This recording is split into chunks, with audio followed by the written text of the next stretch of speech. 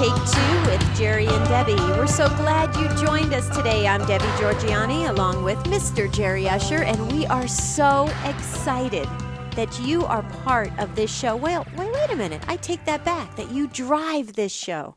Because today we're talking about the givers and the takers of the world. Now think about that for just a moment. The givers and the takers. You know, immediately you're thinking to yourself, well, where do I fit in? What category am I in? Well, we want to hear from you. So we don't want you to hesitate, because if you happen to be one of those takers, maybe you switched over to the giver column. We don't know, but we need to learn. So if you'll help us, if you'll dial in at 1-800-585-9396, you can drive this discussion and help other souls. Jerry, I'm going to just say it. I'm just going to put it out there. I characterize you as a giver. You're very much. Oh, that's nice of you. You are. You're a very. You don't know soul. me very well. Well, what I do know of you, you're very giving.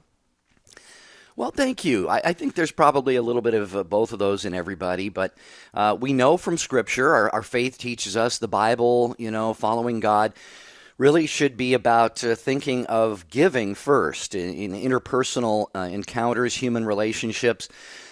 Debbie, I know we're going to talk about some of the things that underlie maybe how some people become more like looking out more for themselves, to take versus thinking first to give. But it really is. It's a challenge, human nature, original sin, concupiscence can lead us all to want to think of self first. I'm going to get mine.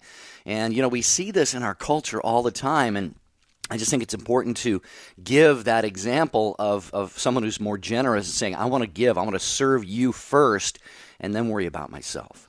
Yeah, and what are we called as Catholic Christians to do? I mean, do we give to the detriment, of ourselves? Do we, sacrifice ourselves completely in order to give? Or is there a balance in it? Or is there appropriate times to take? Maybe, we're using givers and takers, and the word take sounds, it just sounds so kind of harsh, but what we really mean, like you said, Jerry, so well, is that, kind of protecting oneself first. Is there appropriate times for that as Catholic Christians? We really want to explore this. So let's pretend for a moment Jerry and I are sitting in your living room, and we just kind of toss out this topic to you.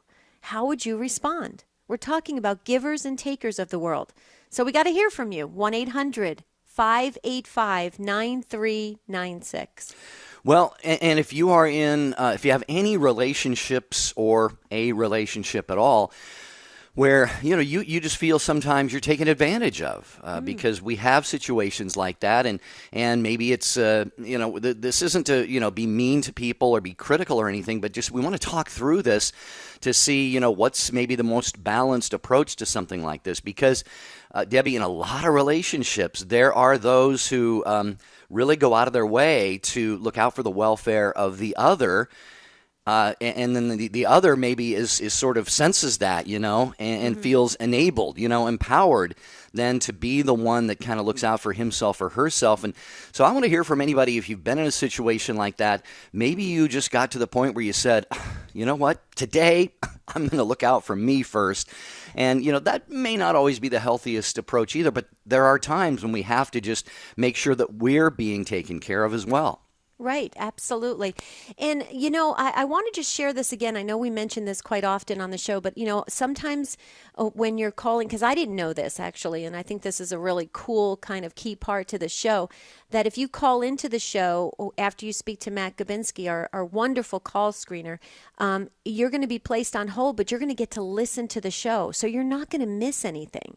And I've often thought, if I call in, I'm going to miss what they're saying. I might repeat something, and I might sound kind of foolish because I won't know what the conversation's happening, but you'll get to listen live. So you're not going to miss a thing. So don't hesitate. If the Holy Spirit is prompting you to call in, we need you for this discussion. Jerry and I can have this ourselves. We do lots of talking throughout the day, so we could do it, but we really need you. 1-800-585-9396.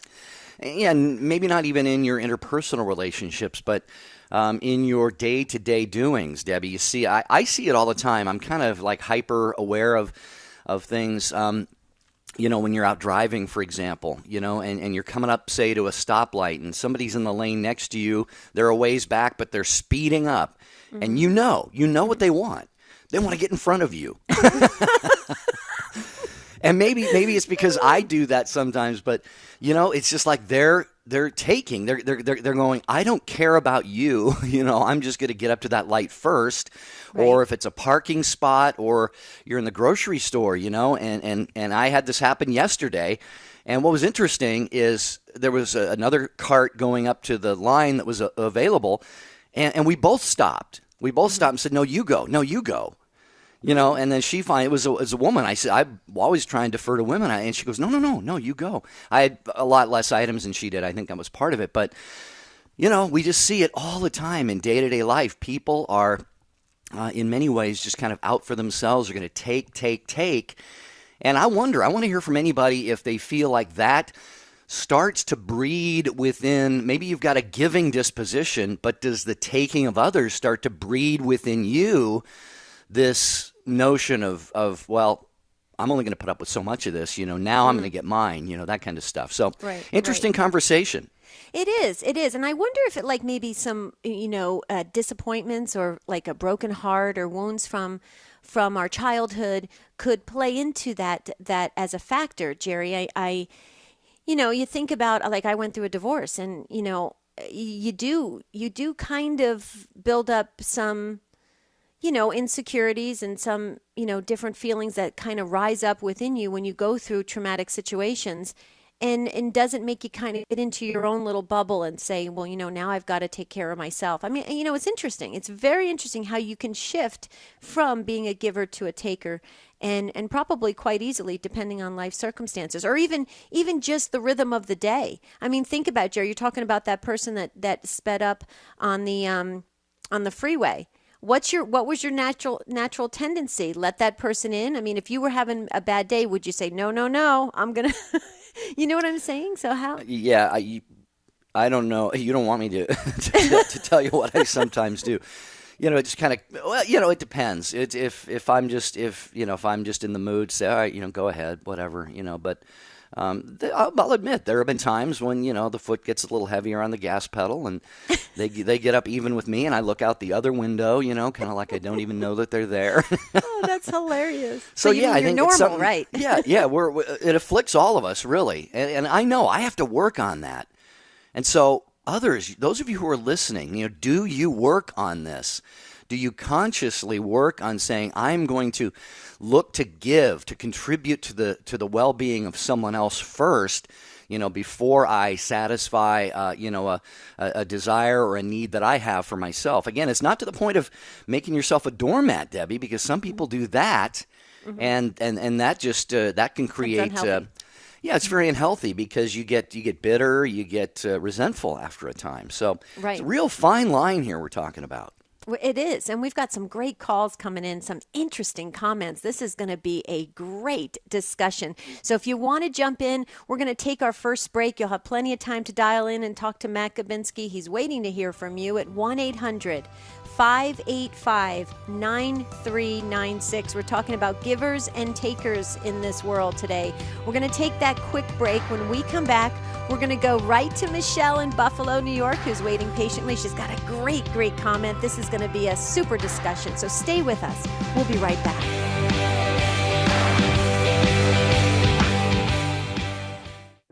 Hello, this is Bishop Robert Baker from the Diocese of Birmingham in Alabama. I'm Peggy Normandin, but you can call me Catholic. Hello, friends. This is Father Wade Menezes of the Fathers of Mercy. A very blessed and happy Lent from all of us here at the EWTN Global Catholic Radio Network. From the archives, this is the wisdom of Mother Angelica. We have to think the way God thinks. If I hate my brother, that's not how God thinks. If you lie or cheat, that's not how God is. If you have a hot temper, if you're proud, arrogant, if you find it hard to forgive and forget, that's not like God. What does that mean? It means you're not acting like God. It's foolish to think that you're going to die and pop, boom, right into heaven when you hate half the people there. You know, you still hate your mother-in-law. You still hate, may she rest in peace, but you hope she doesn't. All these people you don't even like. For more about Mother Angelica, visit EWTNRC.com.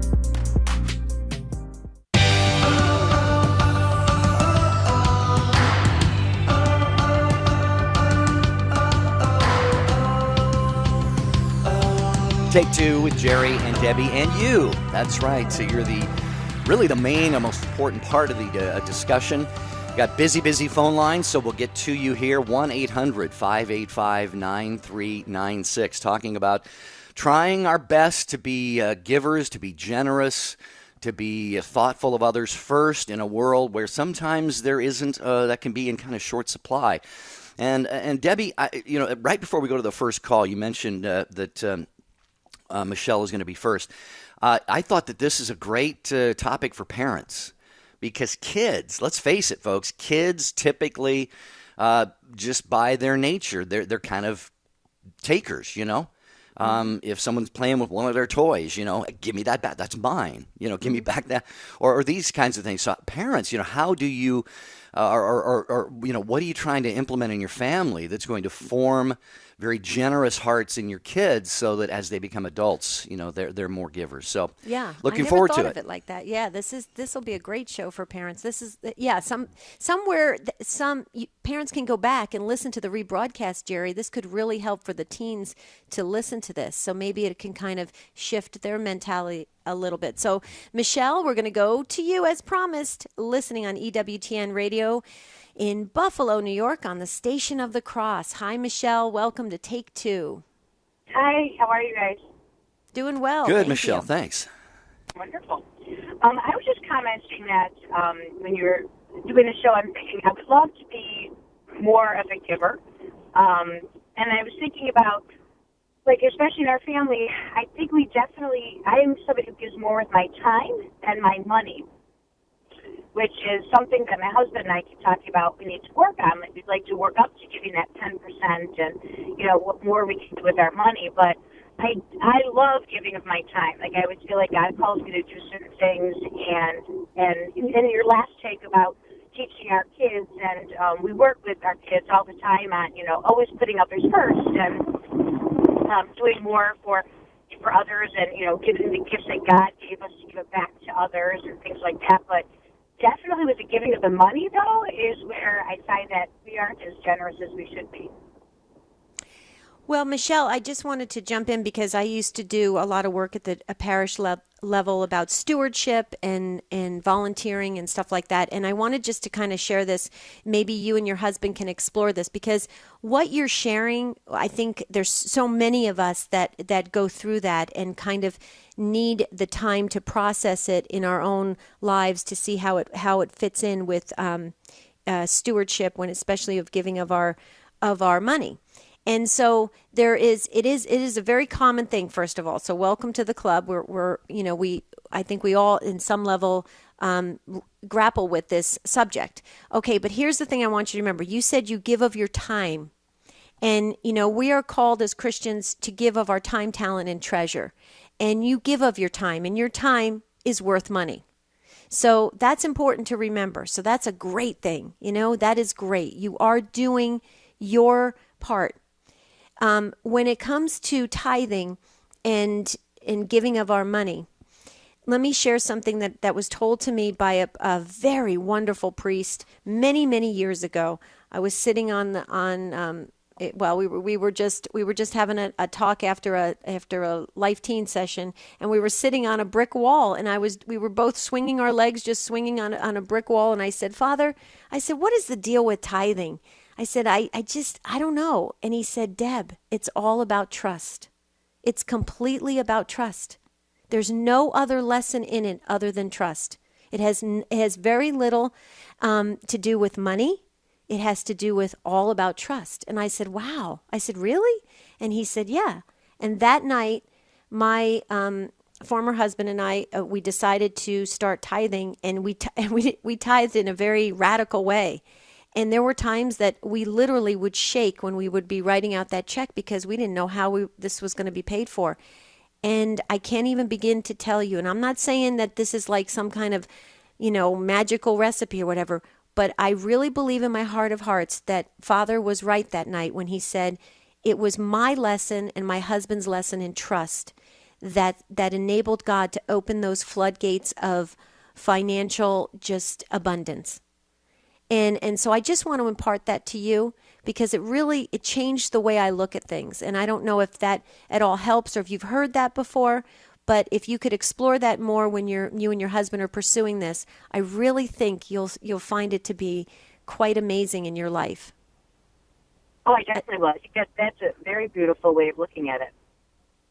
Yeah, thanks. Thank you. Yeah, and it's hard. Let me tell you, it's hard. But I'll tell you this, I'll always remember it till the day I die because now I realize that God really wants us to be fully trusting and dependent on him. And with that comes all the freedom. So Michelle, I thank you for bringing it up because I think it will change. You bringing it up allows us to talk about it on the air. And so that's huge. And I hope it helps all of us. But check back with us and let us know how that's working for you. And I know, Jerry, you wanted to jump in.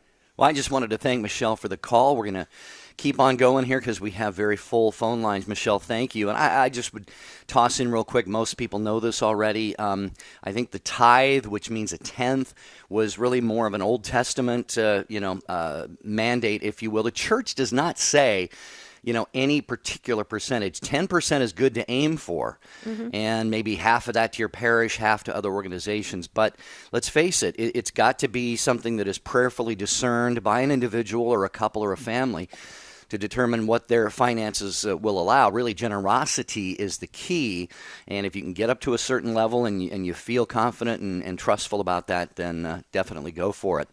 Elizabeth is in Western Kentucky listening to EWTN radio in that beautiful part of the country. Hi, Elizabeth. Welcome to Take Two with Jerry and Debbie.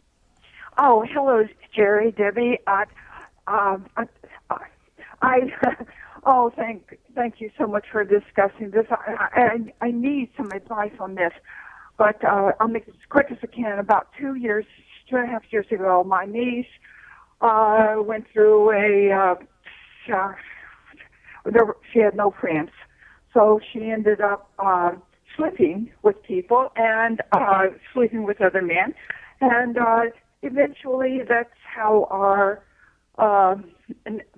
my nephew-in-law came to be, and eventually they were married. But it's through tragic little incidents along the way that he had no money, and the niece had no money, and so the family in general supported them. My father's house was next door, but it had been it was declining, and Daddy had moved to another spot, and so both the niece and the nephew-in-law moved in there, and they pretty well updated it and all. But again, everything that was needed was contributed by the family, and so at this point, his business, which is kind of needing help, but since my father's death, I have said that rent needs to be paid, and he has just, I guess, become so resentful, and also he's a past, he's a Protestant, so it's very good, or has been, it's very good at quoting the Bible. So if you don't agree with him, he argues with you, throws a couple of quotes from the Bible at you, and then calls you non-Christian. And he has said in fact, he's accused me of killing my father, which I did not do. But to his mother-in-law and his father-in-law, some of the things he says are quite messy. But right now, he's kind of talking to me about mercy and I have explained to him that is a just debt. It's $500. It should be more, but that I will accept other things, trading, bartering, time, fixing up stuff. Well, Elizabeth, let me jump in here because this is we touched on this if you were listening in the opening segment of the show. Things can go from a person being generous to a person allowing himself or herself to be taken advantage of. And it sounds like that, again, we don't know this young man or your niece or anything about them or, really much more than what you've told us. We don't know any more than what you've told us about the situation. But just speaking in general terms, there can be a point where maybe you have to get a little firmer and say, we've been very good to you. If you feel that you still need to be, taking or expecting that these things are going to come your way, you're in a better situation now. It's probably time that you started to make your own way and handle some of these things yourself. Debbie, I don't know if you've got thoughts on this, but that just is what occurred to me is, we've got to be careful, giving, but not to the point of being taken advantage of. Exactly. No, you said it perfectly, Jerry. The only thing I would add, Elizabeth, is just the truth and God knows the truth. And that's what you just need to stand in, is stand in the truth. And it sounds like from what you told us, like Jerry said, that from the details you told us, you're being fair. And you really, just have to stand in that and hold your ground and set your boundaries so that, you're not taken advantage of. I hope that helps, Elizabeth. Let me just share with you something. Family dynamics and family situations, they happen, they arise at the worst times during deaths and all sorts of situations. You're not alone. So you just gotta hold your ground and stand in truth, Elizabeth. I hope that helps. We'll pray for you and we wish you the best. Thank you, Elizabeth, for calling Take Two with Jerry and Debbie. We just continue to get someone fill up each line as it becomes available at 1-800-585-9396. We're talking about giving in a world of takers. Seems like you look around the world today and people are just more and more saying, I'm going to get mine.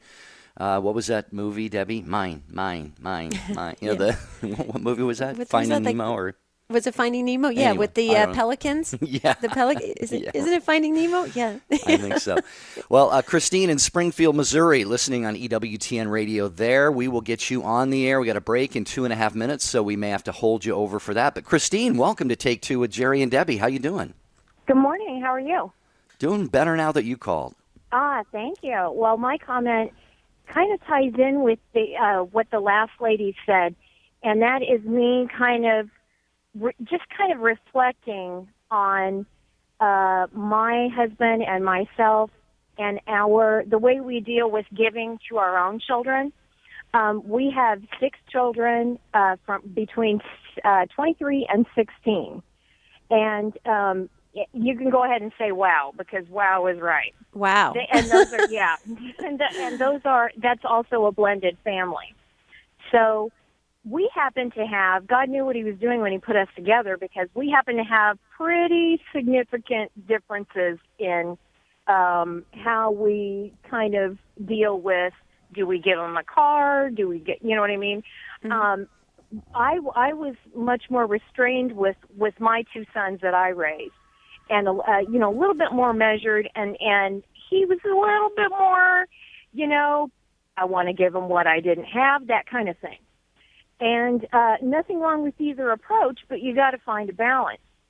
I would definitely say, though, one of the aspects that you have to consider, and this is so well reflected in the previous caller's situation, is not so much is giving past a certain point detrimental to me, but am I now doing this to the detriment of the other person? Am I now giving them another occasion to sin, and taking the easy way out by giving too much? I'm doing them harm, right? Which right. may happen sometimes. Right. Okay. So, Christine, hold that thought. We're going to take this break. This is the one break we can't move during the show. We're going to take it, and when we come back, we're going to talk about this a little more. So stay with us, Christine. And for the rest of you, please hang on. This is a great discussion. We want to hear from you. So we'll be right back after this short break.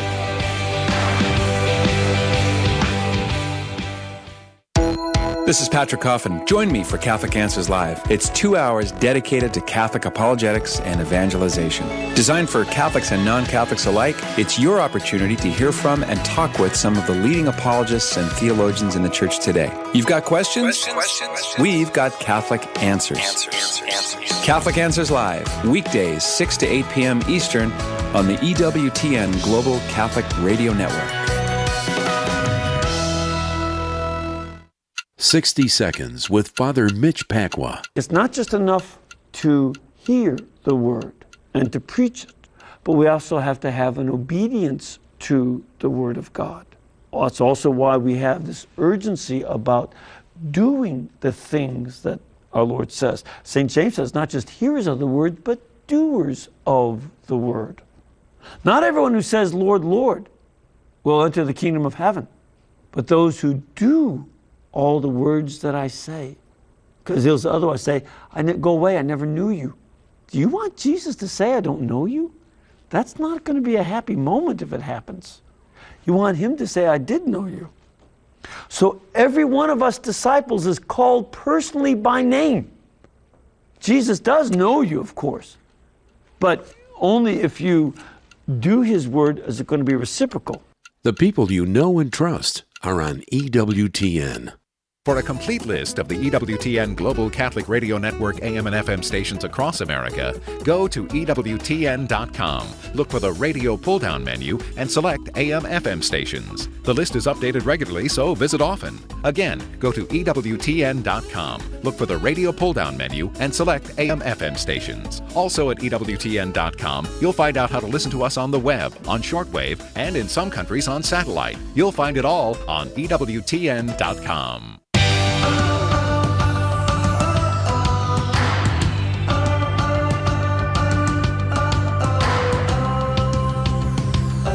Thank you so much for listening and calling in. Several of you on the line. We're going to get to every one of you, we promise.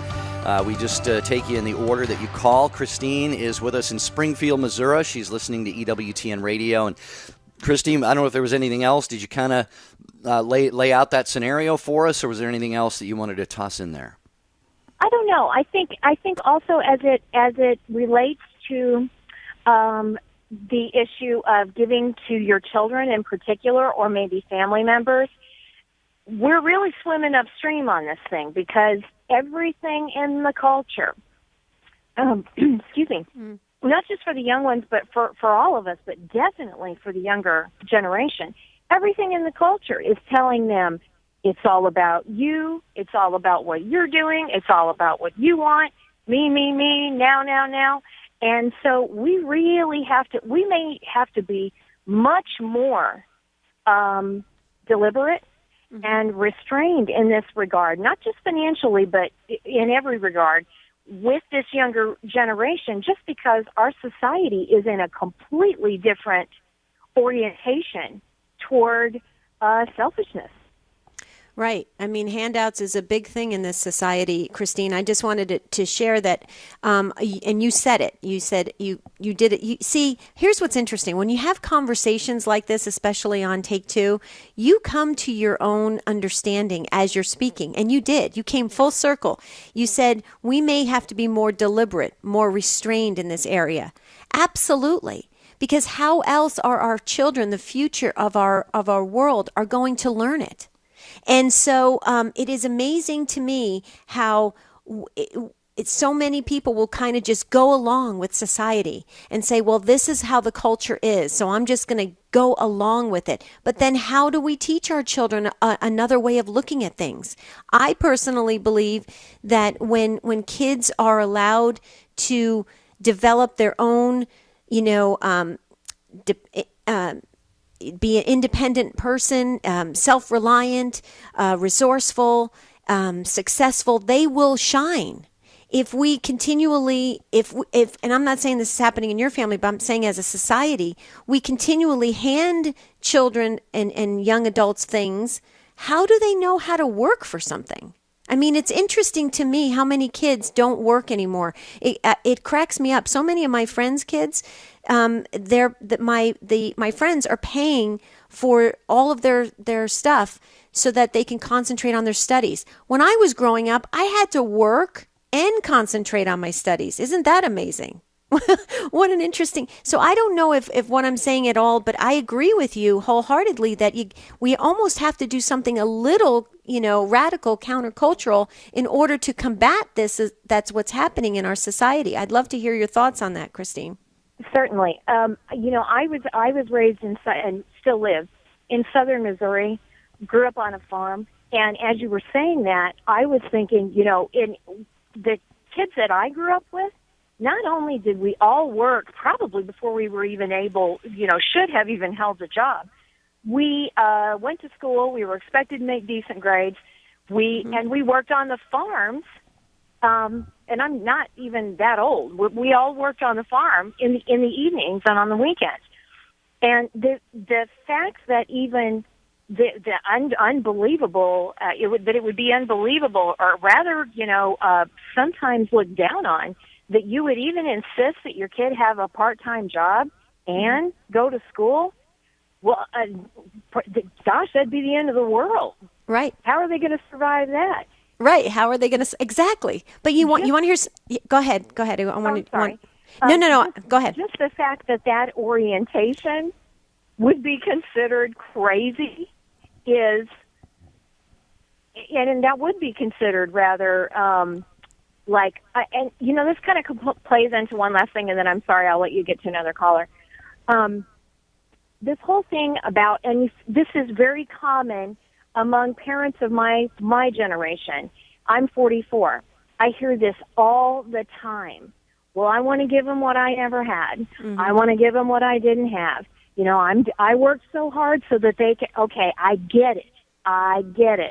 But number one, you can do that to the point to their detriment. Number two, what didn't you have? You're here. Right. What didn't you have? And that really makes me nuts when I hear that. Well, you're not alone, Christine. I think we all kind of can relate to what you're saying and understand and agree with.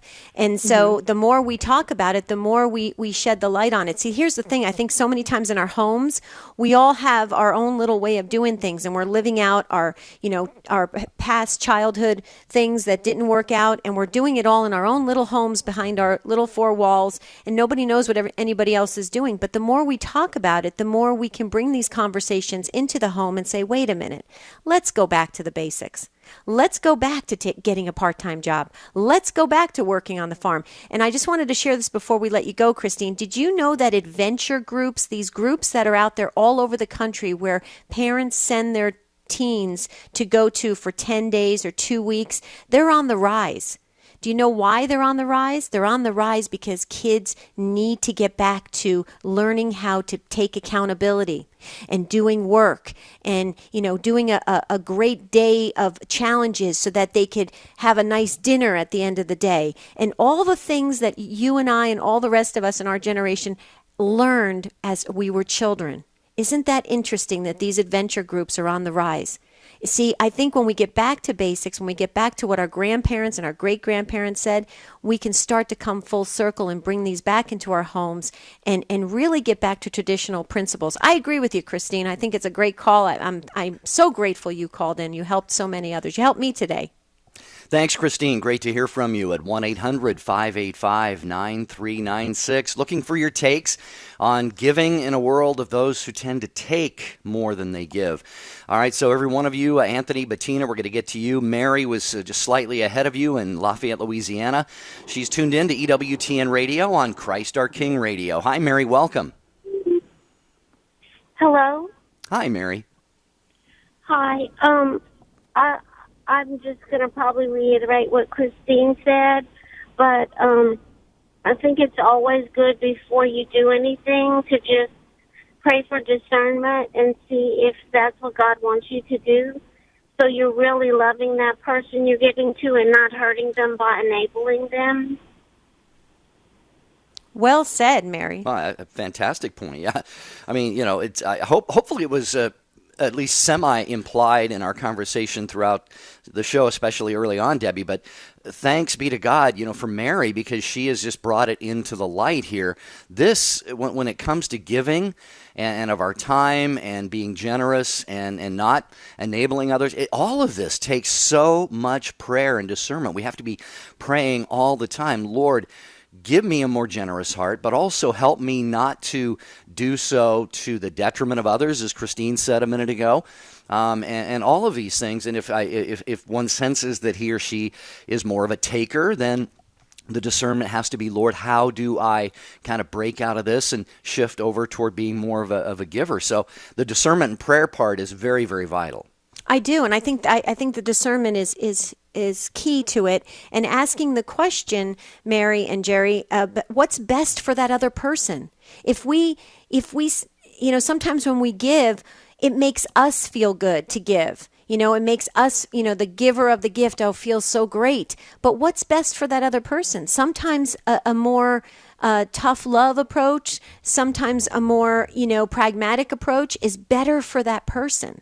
And so, Mary, you nailed it with discernment. Absolutely. Thank you so very, very much for calling in from Louisiana. And we're gonna move right along. We've got full phone lines. This is huge. Anthony, listening on EWTN Radio in Illinois. Thank you, Anthony, for waiting, and welcome to Take Two. Thank you, and thank you for taking the call. I have discernment in my prayers, and I pray to God that throughout my actions in my life that I can always be obedient to His will and do all things for His glory. Sometimes it's not always easy because I would say people see me as someone as a giver, but in my life there's a lot of pain. I would think that they see that the way that I give kind of is that very deep down I hurt. And when is it unhealthy to give to a point where it hurts, but is it unhealthy to give until it hurts? In a way where not only myself, but if it hurts somebody else, particularly if we have children, responsibilities, roles in our life, but it's I don't know, I've learned to not take as much as give. I feel through family and love passed down from others, which I'm very grateful to, that it's better to give and to even though we don't always know that we're giving, it's not up to us to know. It's because it's to give when we don't even know that we're giving, and that's, I think, is the most important thing, to trust in God and believe that in all His ways, which are sometimes a mystery to us, we can always think about His Son and what He'd done on the cross for us, and ask Him for a heart like His, that we can give ourselves to the point of dying for your neighbor in a way. If I can say that, to die to ourselves, to think so little of ourselves, that and only through His grace He allows His mercy and love to work through us. And it's a self-surrendering love. It's a sacrifice, and to unite ourselves to His Son in a way that we don't even. It's hard to know if it's us or if it's Him. Well, Anthony, let me. I just want to stop you there for a second, because I don't want to. At my age, my short-term memory is quickly fading. But something you said, I would like you to maybe take a little flip the perspective around. You said, we need to maybe think little enough of ourselves that we will give to the point of sacrificing, maybe even laying our lives down for another, and we're called to do that if that situation presents itself. Jesus says, greater love hath no man than to lay down his life for his friend. I would maybe encourage you to look at that differently, and that is if we think highly enough of ourselves that we are willing to do that, because only the presence of Christ, the grace of God, only if we're empowered by Him, and if we understand who we are in Christ, that dignity, that worth that we have, only if you recognize the tremendous worth and value of a life and a soul, then it really gives, I think, even greater meaning to laying down one's life, even if not physically speaking, but even figuratively, Deb. So I don't know if you've got any thoughts you want to tag on to that. I couldn't add one word to it, Jerry. You said it so perfectly. Anthony, how does that, I want to hear, how is that kind of, are you kind of processing that, what Jerry said? Yes, I am. I guess I would have to say that when I would ask him, the good Lord, to make us small to where we get rid of all pride or selfishness, and to bring humility and somewhat of His pure nature to work through us. But I'm sorry, if I said small, not think of myself, because in God's eyes, we are everything. But to when we look at Him, we see how big He is.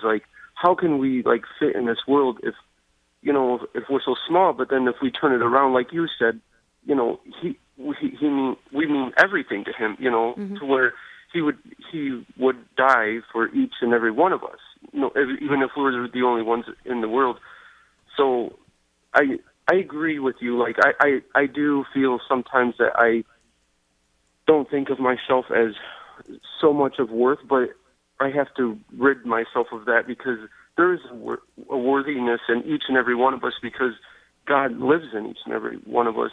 But to make us so small to where it's not us, it's what is happening through us that makes the giving more, it makes it to where it counts rather than, the person that it's coming from, because we shouldn't get, I guess, a gratification. Sometimes it's healthy to get, to say, I'm great, I feel good about giving, but then sometimes to say, to feel that the giving doesn't always necessarily need to be, there needs to be gratification there, to say, I feel good, but if it's whatever God wills, if He, chooses to say, for us to feel, it does feel good to give. Sometimes it doesn't feel so good to give. Well, Anthony, giving is actually, it's an act of the will. For us to be givers, to be generous, to love. Being givers means loving others. And there are going to be times when, a couple, they're on their 10th wedding anniversary, and giving and showering the other with love is going to come so easily. It's going to be, honey, I can't believe 10 years, man, I love you more than ever. And then there are going to be those times when, there's a little bit of a conflict between that couple a week later, and they're going to realize, I still am called to love and serve this person. Then it has to come a little bit more from the will than it does just kind of flows freely and easily. So, Anthony, you make some great points there. We do have some other callers here, so bless your day. We appreciate you listening to Take Two with Jerry and Debbie. Please call again. And we give a virtual patience award very frequently, almost every show, for those someone who waits online a long time. Bettina, you are that person in San Francisco listening on EWTN radio on Sirius XM 130. Bettina, first of all, thanks for your patience and welcome. You are on Take Two with Jerry and Debbie. Hi. Hi there. Can you hear me?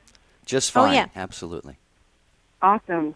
So my situation concerns a woman from my parish. She's a bit older. She has a lot of health problems, and she has very few friends other than me, so she's pretty lonely. She's really clingy with me. And it's gotten to the point where I actually have to sneak out of the church after Mass because otherwise she'll corner me and she'll keep me in a talk hold for like as long as she can get away with it, even up to like a couple of hours. And it doesn't matter how many times I tell her I have to go or that I have other things to do. She just keeps on talking. I mean, I can literally be in my car with the engine on, and she will stand in between the open door and the car so that I can't close it and drive away. You know, I really love her, and I feel sincere compassion for her, but she's so disrespectful of my boundaries, and she sucks up so much of my time and my energy that I start to feel resentful of her, and that makes it hard to treat her charitably, and I hate that. And I don't know, I guess I'm just looking for any advice you might have for how I can continue to help her with, you know, she's got so many problems in her life, but still, you know, I don't know, not have that response where I start to feel that ugliness toward her. Well, Bettina, let me jump in there because this happens quite frequently actually on parish campuses, I will tell you. And so a lot of people feel very, you know, guilty if they walk away, especially on church grounds, you know, from somebody who's in need of friendship or, you know, that time with somebody else. So first of all, there's that little bit of a situation there. What I would suggest, because I will tell you that this has happened to friends of mine. It actually happened to me about 8 years ago with a friend at church. And what you may want to do is go to your parish and, you know, enlist help, friends for you to help you befriend this lady who's in the parish community. You know, the parish is a community. It's a place for all of us to grow and learn in our faith. And, you know, it's not fair for some of us to do, like we talked about yesterday, parish ministry, some of us to do all the work and others to still sit in the pews. Well, it's the same thing when befriending others in the parish community. So enlist their help, enlist the deacons of the church, the staff workers, the pastor, and explain the situation. Because here's what's not great about your situation right now. You said it. It's starting to build up resentment inside of you. It's hard for you to be charitable. Well, you see what's happening? That's not a positive all the way around. This gal needs friendship, and you're right. She's sucking that energy out of you because she needs it. And you know what? You can ask others to help you with this situation. I don't think you have to endure this alone. That would be my take on it. And Jerry, I know you had a take on this. Just real quick, we've all known people like this. It's extremely abnormal, and I don't say that critically. I say that very objectively. So, you know, we're not, psychotherapists or anything, and Bettina, you're probably not either, but it just sounds like what this woman, needs is really probably to get in touch with just some abandonment issues or some kind of wounds or something, but I don't know. I think, Debbie, sometimes, and Bettina, sometimes people can get to the point where they don't see what they're doing. They have such maybe a brokenness or a need, an unfulfilled need, that they just press and press and press to the point, as this woman is doing with you. And the saddest thing of all is, Debbie said, you've just come out of Mass. You're a walking tabernacle. You have Christ in you in the Eucharist, and it's the worst time and place to be getting, all these ill feelings building up. So I don't know. Maybe you can go to another parish. Have you thought about going to another parish, Bettina? Oh, it's my home. I do a lot of volunteer work there. I'm totally married to this parish. I love it. This is the one thing that's not perfect about my current parish. Okay. Can you enlist other help at your parish? Is there people you can go to maybe? I think so. I think that's a brilliant idea, actually. I'm really grateful for it. Thank you. Oh, good. Well, let us know. Check back with us. Let us know. We'll be praying for your situation. Thanks, Bettina. We appreciate your call today. Appreciate it, Bettina. We're going to get to Danny in Houston listening to EWTN Radio on Sirius XM 130 as well. Hi, Danny. Welcome to Take Two with Jerry and Debbie. Hi, how are you? Pretty well, Danny. Thanks for calling. Got about 2 minutes left. I'm responding to the young lady who's suggesting we sometimes give too much to our children specifically. And another lady said something about discerning, and I think that's the key, because we have 4 children. They're all grown. My oldest, we had to kick out of the house at one point. He's 40 now, and he told me not long ago that that's the best thing we did for him. We have another child, is a 1 out of 4 who went to college, and at one point he wanted to get a job, work part-time, and I told him he's already got a job, and that's to stay in school, make good grades, and graduate. And they both, all 4 of our children actually, I think are successful adults now, integrated in their communities and doing well. But it has to be approached in an individual situation. You know, if you have 2 kids, the one doesn't eat dinner, he doesn't get dessert, and the other who ate can get dessert, and according to them it's unfair, or according to one who doesn't get dessert, but even Right. and fair aren't always the same thing. Right. That's a good Well- point. You tailor it to individual child's personalities. I love that. That's awesome. Jerry? I just think, Danny, you took a really courageous step. I mean, a lot of parents, they'll get to the point where they maybe need to invite a child to no longer live under their roof, but will they take that step? Because, we've talked so much on this show, we can give, but it sort of enables, it empowers somebody sometimes to be even more of a taker and a user and to take advantage of people. And I'm so blessed, Danny. Thank you for sharing that your son came to you and said that was maybe the best thing that ever happened to him, because quite frankly, it probably was. And so a beautiful note to wrap up the show on. Rita in Colorado and the others, so sorry. We are just simply out of time. But Debbie, another hour passed quickly, and we got some great shows coming up this week we want to let people know about. We do. Tomorrow is when have you prayed for someone you didn't know? How cool is that? When have you prayed for somebody? Really looking into our prayers and how we pray for other people that we don't even know. So we want to keep this conversation going all throughout the evening until tomorrow when we start this new topic. So you can like us on Facebook, EWTN Catholic Radio Facebook, or take2show.com. But keep it going. Jerry, what's your takeaway? Well, my takeaway is take away. I'm going to work more on give away today. But yeah, tomorrow, do you pass a traffic accident? Do you hear about the death of a celebrity on the news? Do you hear a siren? So many people gawk. They want to see the wreckage. They want to see the carnage. But do they say a Hail Mary for that person who was involved in that? That's what we're going to talk about tomorrow on Take Two with Jerry and Debbie. Until then, Debbie, what do we want to wish people? Have a beautiful and blessed day. See you tomorrow.